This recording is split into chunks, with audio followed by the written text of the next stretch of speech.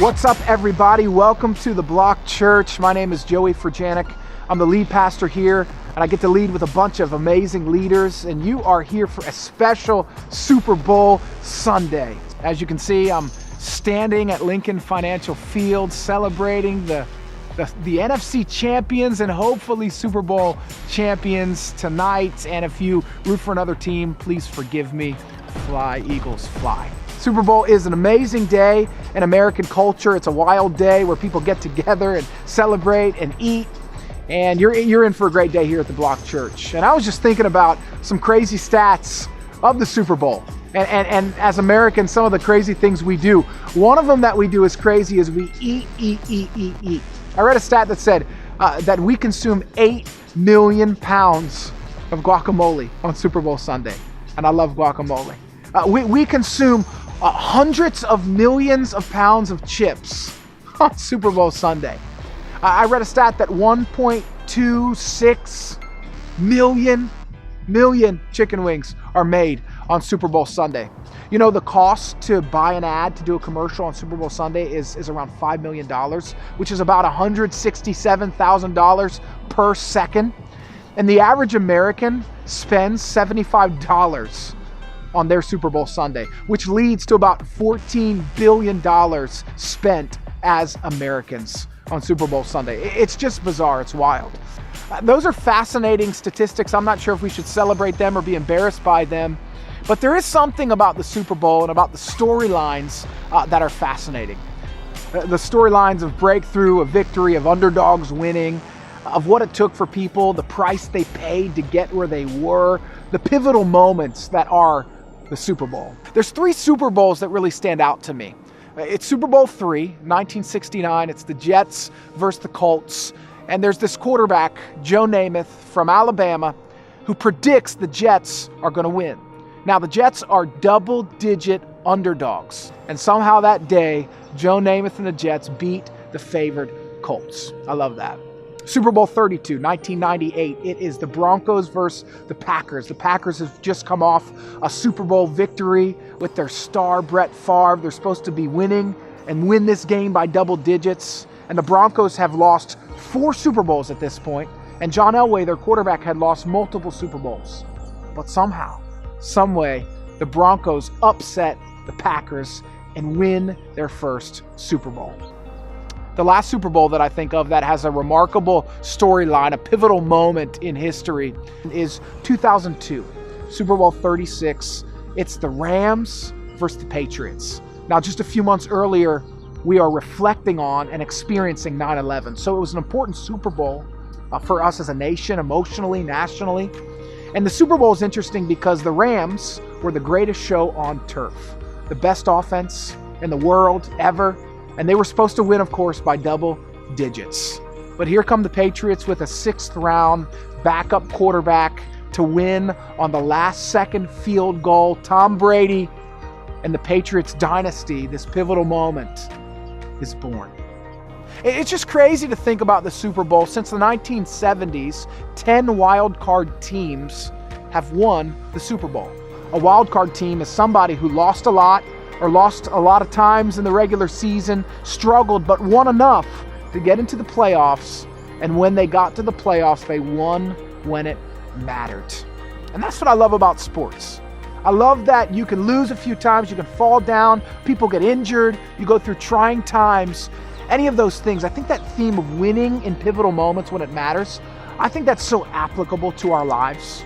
You know, you're going to fail a few times, you're going to fall a few times, you're going to miss it sometimes, but the people who are victorious win in pivotal moments. And I think there's probably some of you right now that are facing some pivotal moments. And really, what pivotal moments are and what they mean is they are significant moments in life where something turns, where something changes, or where there is great pressure on this moment.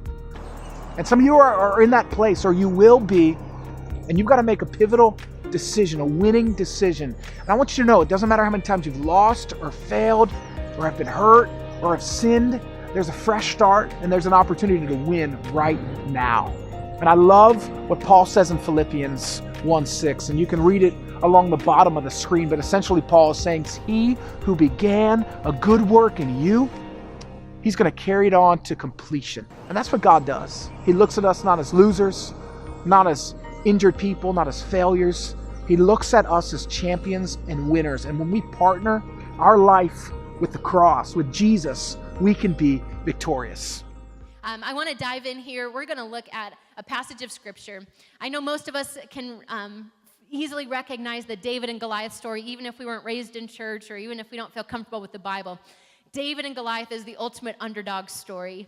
And looking at this just passage, so many profound things just jumped out at me about the preparation, the development leading up to pivotal moments.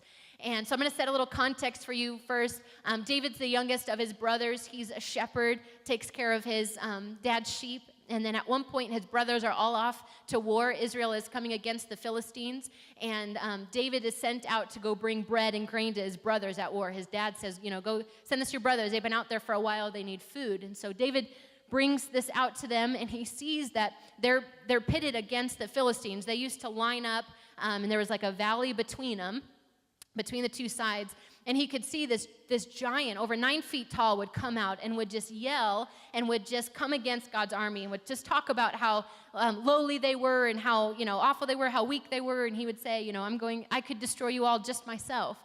And David hears that and is like, we have to do something, we have to fight. And so we pick up this story in chapter 17, verse 33. Listen to King Saul's response to him. He says, "Don't be ridiculous." Saul replied, "There's no way that you can fight this Philistine and possibly win. You're only a boy, and he's been a man of war since his youth." But David persisted. "I've been taking care of my father's sheep and goats," he said. "And when a lion or a bear comes to steal a lamb from the flock, I go after it with a club and rescue the lamb from his mouth. If the animal turns on me, I catch it by the jaw and club it to death. I have done this to both lions and bears, and I'll do it to this pagan Philistine too, for he has defied the armies of the living God.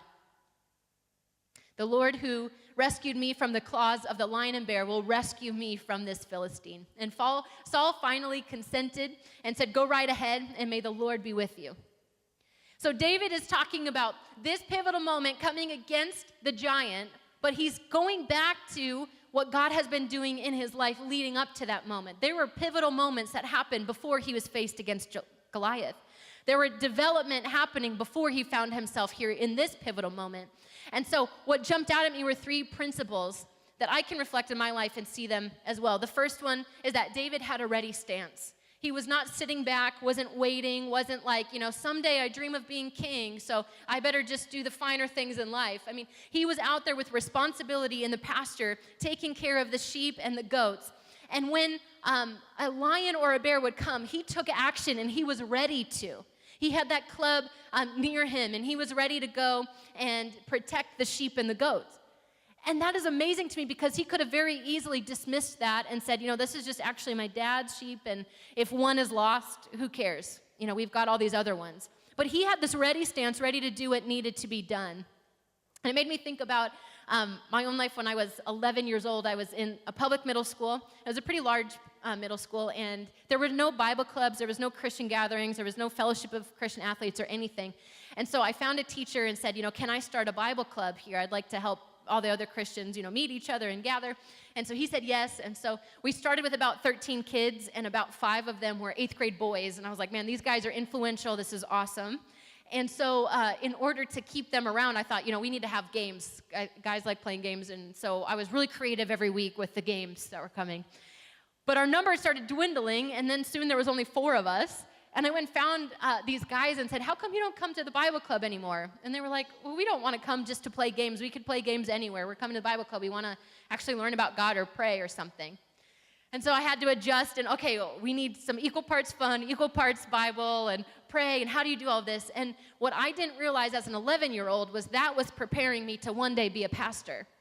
I had no idea at 11 years old that I would be a pastor. And it's so amazing to see that there was this need in the school that I was responding to, and God used it to develop me. So there was a pivotal moment for me to say yes and to go do this Bible club. And then I carried those tools that were developed in me there, leading groups all the way through high school, leading through my college years, and then becoming a pastor. But there has to be that ready stance, ready to say yes, ready to go. And the second thing that I see here is to feel the fear but push through it. There is no way that David felt no fear when he came against a lion or a bear. I come against Pastor Joey's dog, Phil, and I'm terrified. I mean, and he's only this big. But when they come out with their mouth, you know what I mean? Can you imagine grabbing it by its jaw, clubbing it to death? What I think David did was he felt the fear and pushed through it. And there's an entire psychology, a book, Susan Jeffers wrote this book about feel the fear. And she says pushing through fear is less frightening than living with the bigger underlying fear that comes from a feeling of helplessness. And I really believe that in myself, that the brave people, the courageous people, it's not that they don't not feel fear, that there's an absence of it. It's that they're willing to feel it but push through it.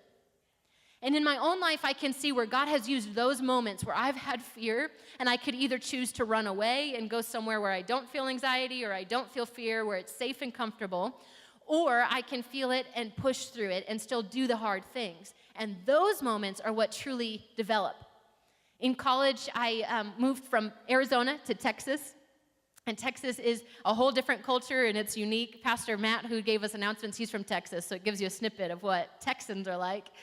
And I felt so out of my element. I didn't know anybody on campus, and I realized how awkward I am with strangers, like in new settings. I wasn't in my safe little Flagstaff community anymore. I was in Dallas now. And man, I had so much fear just connecting and relating with people one-on-one. And I felt really challenged by God to really push through that and develop through it. It wasn't permission for me to just be isolated and just stick to myself. I felt like God was saying, you need to grow from this and develop this.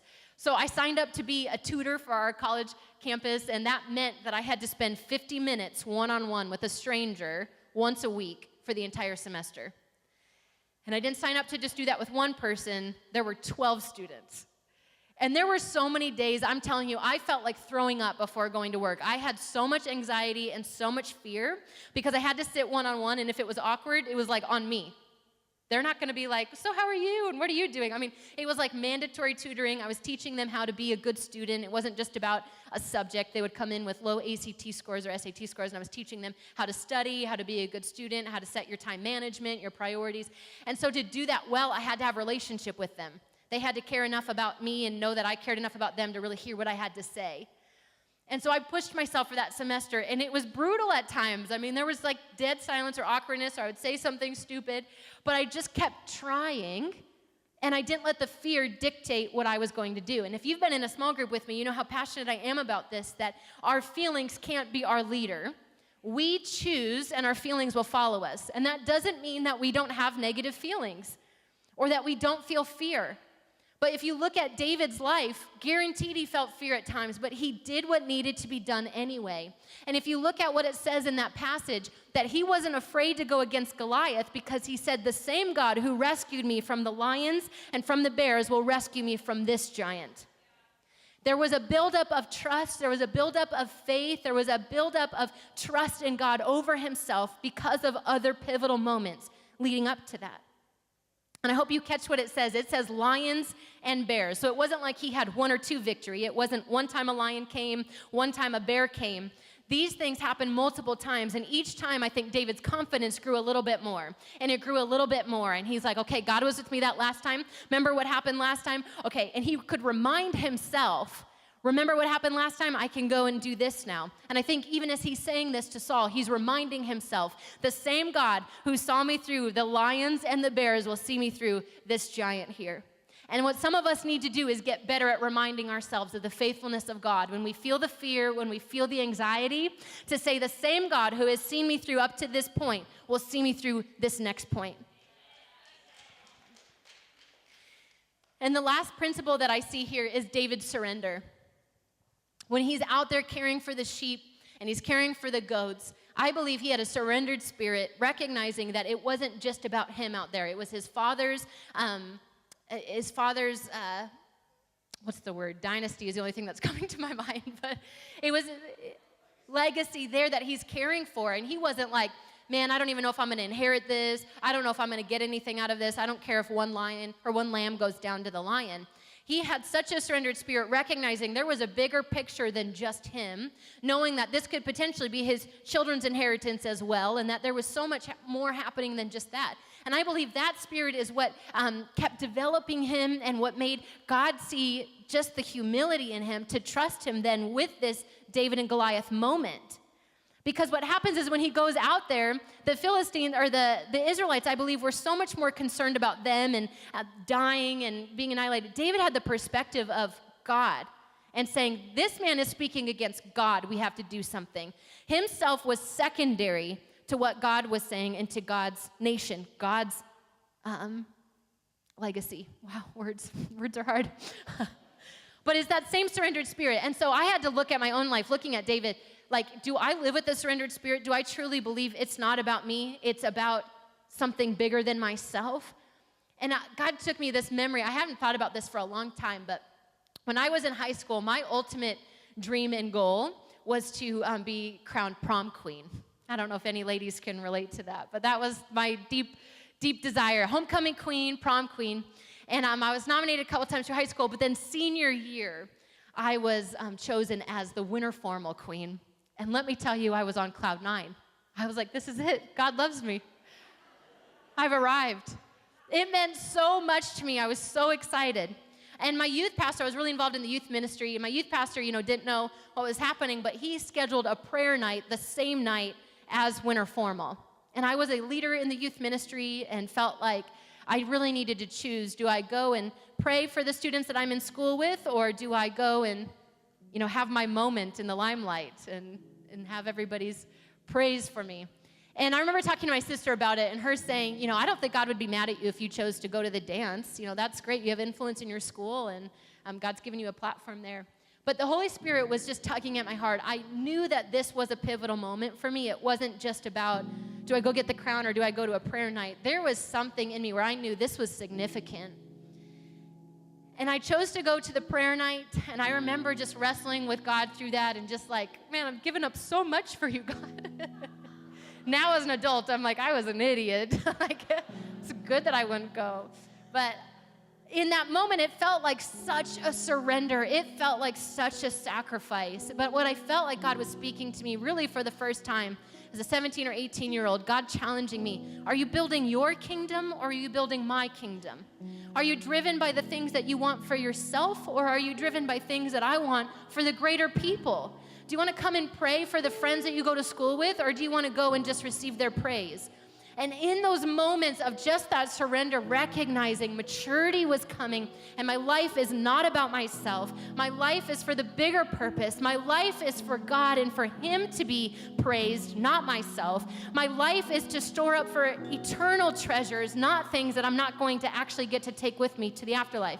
If I have a crown, what does that actually mean to me? It probably would have broken like in a week or the next time I moved. What would have that really had with me? But I was able to go and pray for my fellow students and pray for my school. And my senior year, I saw more of my friends come to the youth ministry than any other year. And I really believe it was because of that moment I chose to make my life about God and not myself.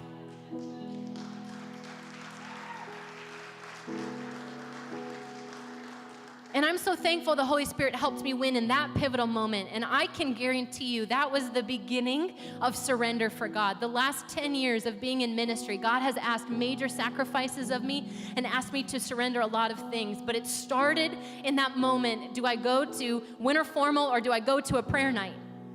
And God has used that to develop that habit in me where now I don't fear surrender. I know the reward that's going to come is far greater than a moment of pleasure, than a moment of fame or of what I think I'm actually wanting.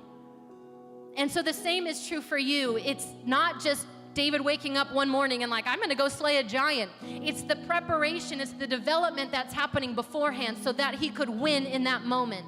The same is true for the Eagles. It's not just show up at the Super Bowl and I'm going to win. It's all of the development. It's all of the preparation. It's all of the anonymous things where nobody sees them getting up early in the morning. Nobody sees how hard they're practicing. Those choices, winning there, is what helps them win in pivotal moments. And the same is true for you and I. When you feel like nobody is seeing you pray or have character or do the right thing or invite somebody to church, those are the moments where you win, that then it gets built in you, the trust and the character that it takes to win in truly big, pivotal moments.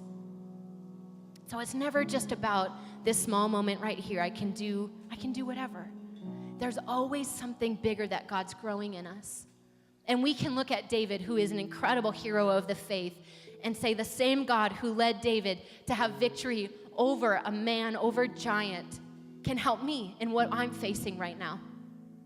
And let me tell you, as a church, Port Richmond as a location, this year is pivotal for us. We have so many dreams and desires for what God can do in this neighborhood and in our city. And if you weren't here, go back and listen to Vision Sunday, January 7th. Pastor cast vision for our organization and for what we want to do. And the goal and the dream is for Port Richmond to launch another location in 2018 in the Northeast. And that means that it is our privilege to begin the preparation now, so that in 2018, we can send 100 or 200 people to the Northeast to go start another location that can reach people in that neighborhood, that can show the love of Christ there. And so I want to say to you that as you're serving on a team, if you're serving a cup of coffee or you're down in kids ministry, it's not just about that action or that moment. What's happening is so much bigger than that. God is preparing maybe the person next to you to be the coordinator, or preparing you serving and learning these skills to be a coordinator, to be a leader in our organization, in the church here. If you're attending a block group, it's not just about going to go through the motions. You might have a word that speaks life into somebody who's going to be a leader within the church, or it might develop you to where you can lead your own block group one day. Do you understand what I'm saying? The small moments matter, and how we spend the next few months as a local church matters. So then we can be ready in our ready stance to say, God, we're kind of scared to go start another location. I'll be honest, I'm kind of scared for 200 people to come from this location and go somewhere else. That's going to affect our location. But we have to feel that fear and surrender and say, God, it's not just about us and how we feel. It's about the bigger picture of our city being reached. It's the bigger picture that there's still lost people who need to come in and be found, who need to have healthy community, who need to have people praying for them and helping walk them through life. And it's not enough for us to have 10 or 20 people totally on board. We need 300 people who are saying the same thing. God, I will feel this fear, but say yes, I'll start serving. God, I will feel this fear, but I will join a block group. God, it's not about me. It's about the bigger picture of what's happening. It's about what you have desired for this city. It's not just our city as much as we feel like it is. These are God's people here, and I guarantee you, He has plans and purposes for each one of them. That's what breaks my heart. That's what makes me want to give everything I have, because I know there's people right here in this neighborhood who are isolated in their homes. There's people trying to come out of addiction, and what they really need is a community to gather with. They need somebody to say, I believe in you, and God has purpose for you, and what you're feeling right now is not the end of your story. This Sit With Me campaign has been personally challenging to me as well. It's not in my nature to just go make friends on the street or invite my barista. If I get shot down, I'm like, God, I tried. I'm not going to do it again. And I've been having these cards, and I've been praying over them and saying, God, this is not just about me and how I feel. This is about your bigger picture for this city. And last night I was at PJP, and there was a lady in front of me, and I think it was the Holy Spirit. I just naturally sparked an incredible conversation. That does not just happen to me, but we're talking and chatting, and I said, hey, I know you're, she shared with me that she runs a club. She runs a strip club, and I said, I know you're busy at nights, but maybe one morning you're available and you can come to church. And I gave her a card, and she saw on the back of the card that says, you're invited to church. And she stopped, and her face was just wide-eyed, and she said, thank you. I said, my name is Grace. I'd love if you came and just sat with me. I'm there every Sunday, every single service. You got a good chance of running into me. Come and sit with me. And it was that moment that I was like, I'm so glad I could push through fear. I was ready. I had the ready stance. I had my card with me. And say that, God, this isn't about me and how I feel. I want somebody else to know the love of Jesus the way that I do. That's our challenge for our church for this year. And it means each one of us facing those pivotal moments, similar principles to what David felt here. Will you stand to your feet?